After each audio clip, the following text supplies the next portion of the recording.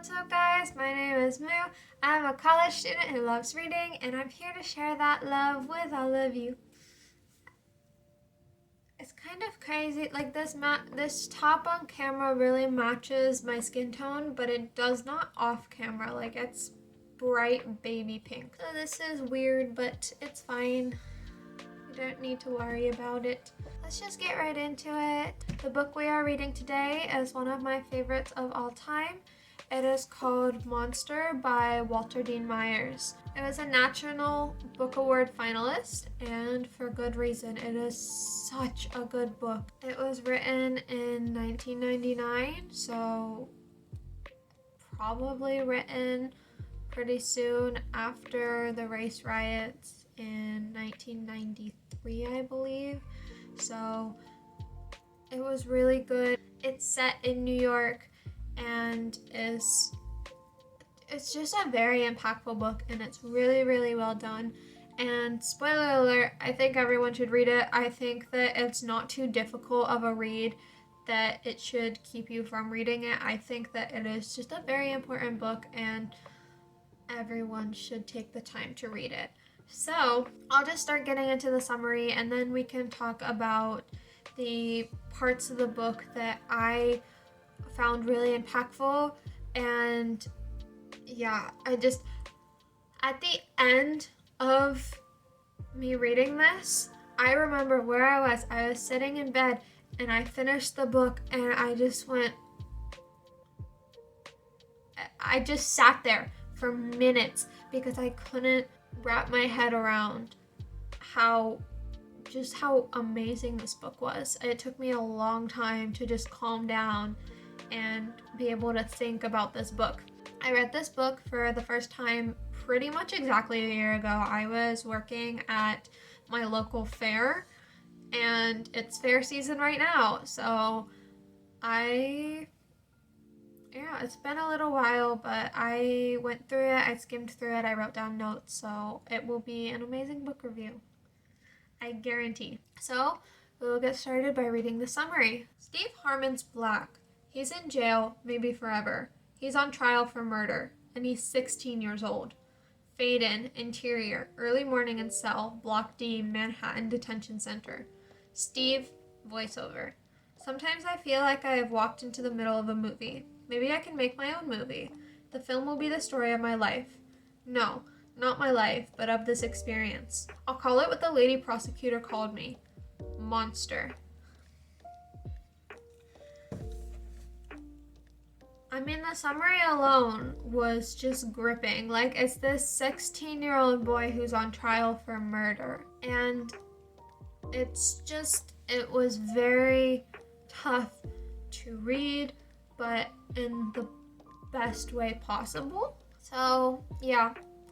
We are going to get started with kind of what happens in the book and my thoughts on the book and why you should read the book. So, like it said in the summary, Steve is a 16-year-old black kid living in New York. He lives in a lower class neighborhood, so of course crime rates are higher in the area he lives in. There's a little bit of gang activity where he lives.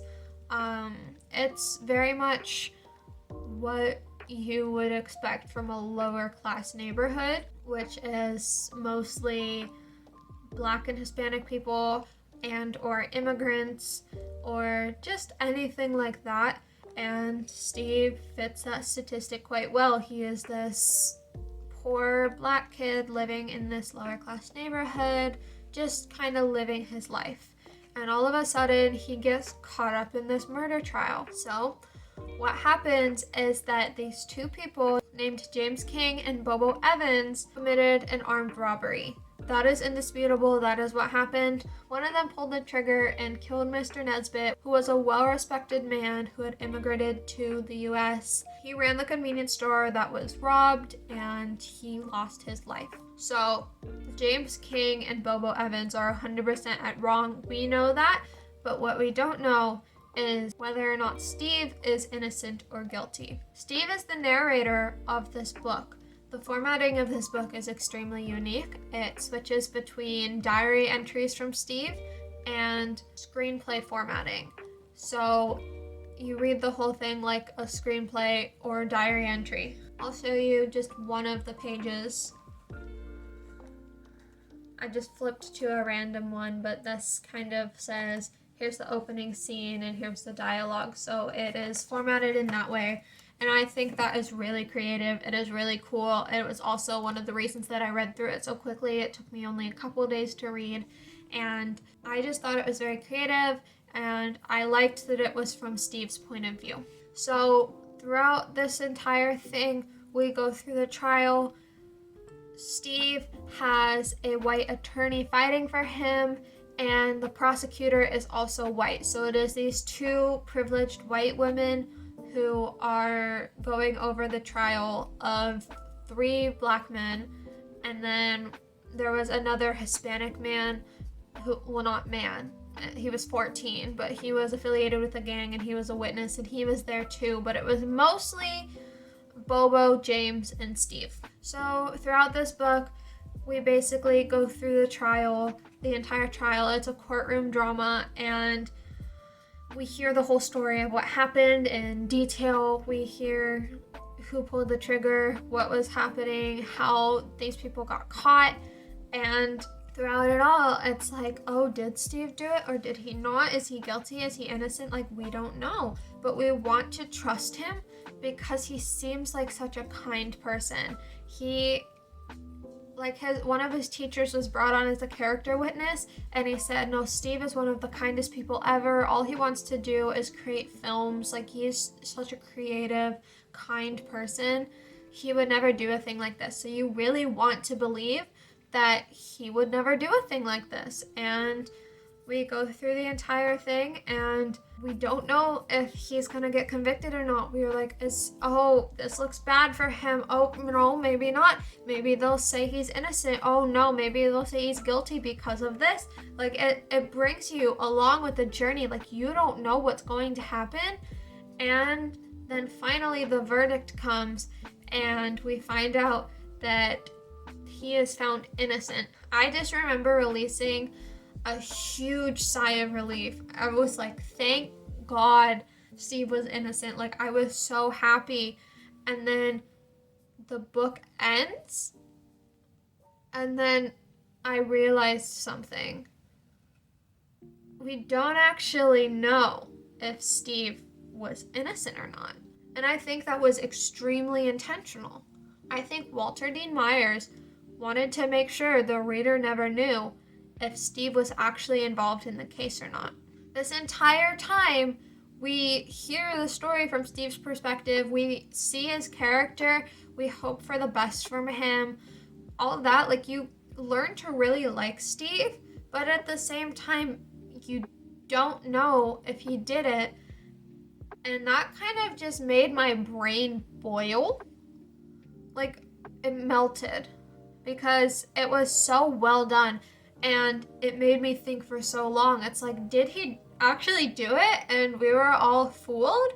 Or is he actually just this really good person that we think he is on paper and he truly is innocent? Like, it made me think for so long. It's like, you know, is this a matter of prejudice, or is it possible that it actually could be him? It was this whole thing, because it's like, am I wrong for thinking that he could have been part of the crime, even though he was convicted as innocent? Even though I don't want him to be guilty, he still could be. And it was just, I was asking myself so many questions, and I mulled it over for so long, and I still don't have an answer. I don't know if he was truly innocent, but I have no reason to believe he's guilty because he was convicted as innocent. Like, it was just, that was the biggest part for me. It was definitely very emotional because, of course, having a black kid go on trial is going to be emotional because these people, again, in the summary, the prosecutor called him a monster. He's a child. He's a child. And, you know, there are children that do bad things, of course, but, like, he is a child. You're calling this child human a monster? Would you call a white kid a monster who is in the same situation? And that's, of course, something that you can bring up. I'm talking so much and so fast that I'm not breathing and my throat is becoming dry. it's such a fascinating story for me because I truly do think that Walter Dean Myers intentionally not truly revealing whether or not Steve was innocent was meant to do what it did, was meant to send me into this wild train of thought of like, okay, well, did I miss something? Or is he actually innocent? Is like, I don't know. There was just so much that I had to think about, and I think that is beautiful.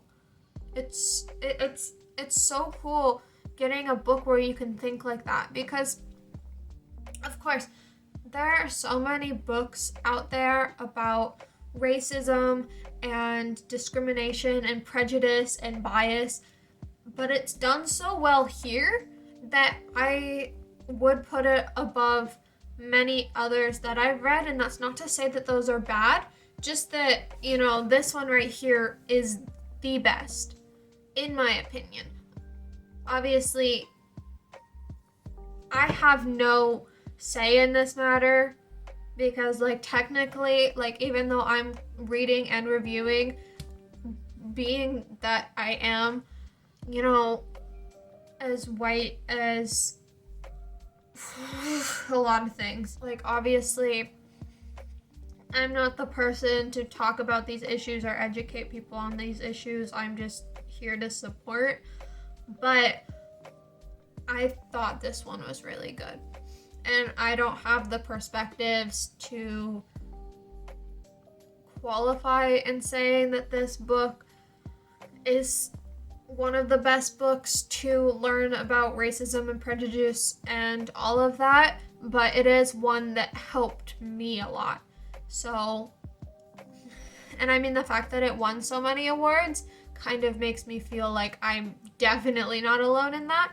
So I'm really glad that I found it, and I'm really glad that I read it because it is just one of my favorite books of all time, and I'm so glad to have come across it. So I would recommend this book to everyone right off the bat. I don't really have anyone specific. I just think that it's something that everyone should read. I think Walter Dean Myers is an amazing author. I have another one of his books that's on my reading list that I've actually already bought, so it's on my bookshelf, and I probably will be reading and reviewing it soon, but I still think everyone should read this book in specific.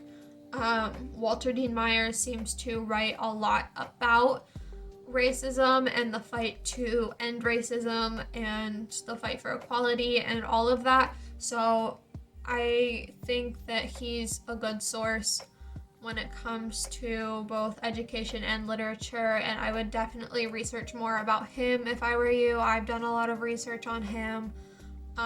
So if you liked the video today, make sure to like it. Comment down below. Comment down below your favorite book that talks about issues similar to this, because I do want to make sure that I am well educated in a lot of those things. Like, obviously, literature isn't the only way to learn about different types of people. Like I've said in so many other books, just talk to people. Like, it shouldn't be that hard.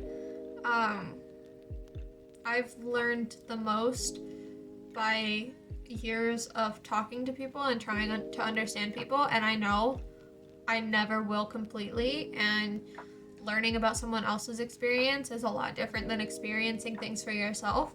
But I am grateful for those who are more than willing to educate and be so kind about it. And I mean, I want to keep learning and learning the ways that I can best help support the fight for equality and all that. So, yes, if you liked the video, like it, comment down below.